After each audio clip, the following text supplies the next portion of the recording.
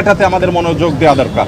আমাদের দেশে সংখ্যালঘু ভাইরা তারা নিরাপদ আছেন, আরও নিরাপদ থাকবেন। তাদেরকে নিরাপদ রাখবার জন্য আমাদের সরকার যেমন কাজ করছে, ধর্মীয় নেতৃত্ব তারা তাদের জায়গা থেকে কাজ করছেন। এবং আমরা আমাদের জায়গা থেকে বলেছি যে এদেশের ওলামা একরাম, এদেশের ধর্মীয় নেতৃত্ব তারা তাদের জায়গা থেকে অত্যন্ত দায়িত্বশীল, এবং দায়িত্বশীলতার কারণে কিন্তু আপনারা দেখেছেন যে আইনজীবী আলিফ হত্যাকাণ্ডের পরে সারা বাংলাদেশে মুসলমানরা অত্যন্ত ধৈর্য এবং সংযমের পরিচয় দিয়েছেন।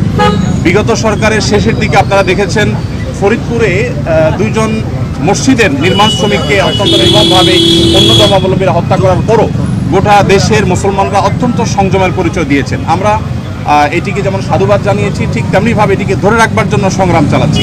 এখানে সিনিয়র বিভিন্ন ব্যক্তিবর্গ ছিলেন, জাতীয় মসজিদ বাতুল করমের সম্মানিত খতিব ছিলেন, আন্দরকিল্লা শাহী মসজিদের খতিব সহ অন্যান্য ব্যক্তিবর্গ ছিলেন। প্রত্যেকেই একই সুরে কথা বলেছেন যে আমরা সম্প্রীতির বাংলাদেশ গড়ে তুলতে চাই। তো আমরা লক্ষ্য করেছি যে এখানে আমাদের মধ্যে আলহামদুলিল্লাহ চমৎকার ধর্মীয় সম্প্রীতি বজায় আছে। সেটিকে সামনে আরও কিভাবে ভালোভাবে ধরে রাখা যায় সেজন্য আজকে আমরা কথা বলেছি, সবাই মন খুলে সবাই যার যার মতামত ব্যক্ত করেছেন। মাননীয় প্রধান উপদেষ্টা মহোদয় তিনি আমাদের কথাগুলো খুব মনোযোগ দিয়ে শুনেছেন এবং তিনি বলেছেন যে একটি সুন্দর সম্প্রীতির বাংলাদেশ, যে বাংলাদেশে কোনো ভয় থাকবে না, সেটি গড়বার জন্য তারা কাজ করছেন। তার ডাকে আজকে বিভিন্ন ধর্মের নেতৃত্বশীল ব্যক্তিবর্গ তারা এসেছেন এবং দেশের বিভিন্ন প্রান্ত থেকে সবাই আজকে সমবেত হয়েছেন।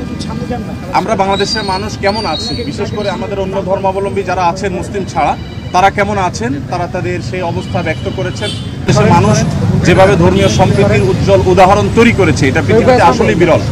কোনো প্রপাগান্ডায় যেন আমরা কেউ কোনোভাবে পা না দিই এবং আমরা যেন সবাই ঐক্যবদ্ধ থাকি, সেজন্য সবাই এখানে কথা বলেছেন। মুসলিমরা ছাড়াও অন্য ধর্মাবলম্বী যে সমস্ত নেতৃবর্গ ছিলেন তারাও কথা বলেছেন।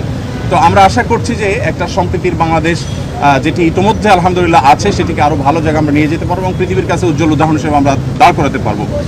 এখানে প্রত্যেকে যার যার জায়গা থেকে চেষ্টা করেছেন এই কথা বলার জন্য যে আমরা শান্তি সম্প্রীতি রক্ষা করবার জন্য কাজ করছি। আমরা 5 আগস্টে লাইভে এসে প্রত্যেকে যার যার জায়গা থেকে আমরা সবাই কিন্তু মানুষকে সজাগ থাকার, সতর্ক থাকার এবং সংযমী থাকার, ধৈর্যশীল থাকার জন্য আমরা আহ্বান করেছি। এবং আলিফ হত্যাকাণ্ডের পরও আমরা প্রত্যেকে যার যার জায়গা থেকে মানুষকে সংযমী থাকার আহ্বান করেছি।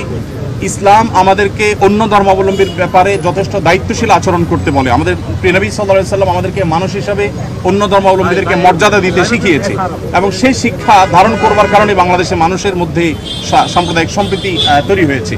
আমরা আমাদের আশেপাশের বিভিন্ন জায়গা থেকে সাম্প্রদায়িক সম্প্রীতির যে নাসিহা শুনে থাকি, উপদেশ শুনে থাকি, সেই সমস্ত জায়গায় যখন দেখি যে সংখ্যালঘুরা নির্যাতিত হচ্ছে, আঘাতপ্রাপ্ত হচ্ছে এবং দলে দলে তাদের উপাসনাগুলো ভাঙা হচ্ছে, আমার মনে হয় সেই জায়গা আমরা মূলত এই বার্তাটা মাননীয় প্রধান উপদেষ্টা মহোদয়কে আমরা দেওয়ার চেষ্টা করছি যে আমাদের জায়গা থেকে আমরা ঐক্যবদ্ধ আছি।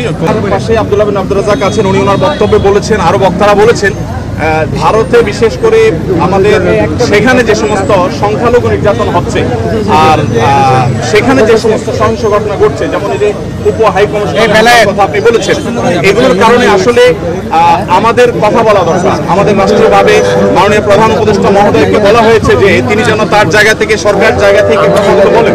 আমরা যখন আমাদের কথাগুলো বলবো না, তখন আমাদের উপর আরো চেপে আসা হবে। এই কালচার থেকে বেরিয়ে আসার জন্য আমাদেরকে আমাদের অধিকারের কথা বলতে হবে। আমরা থাকবো, আমাদের হিন্দু, মুসলিম, খ্রিস্টান, বৌদ্ধ সবাই ভাই ভাই হয়ে আমরা এই মাটিতে আমাদের প্রিয় দেশকে এগিয়ে নিয়ে যেতে চাই। সেই জায়গা থেকে আমাদের মধ্যে কোনো প্রকার ফাটল নেই, আমাদের মধ্যে কোনো বিভেদ নেই। বিভেদ এবং ফাটল যারা দেখাবার চেষ্টা করছে তাদের সে মিথ্যা প্রপাগান্ডা যেন বিশ্ববাসী বিভ্রান্ত না হয়, আমাদের দেশে মানুষ যেন বিভ্রান্ত না হয়, আমরা সে বার্তাটি মূলত আজকে দেওয়ার চেষ্টা করি।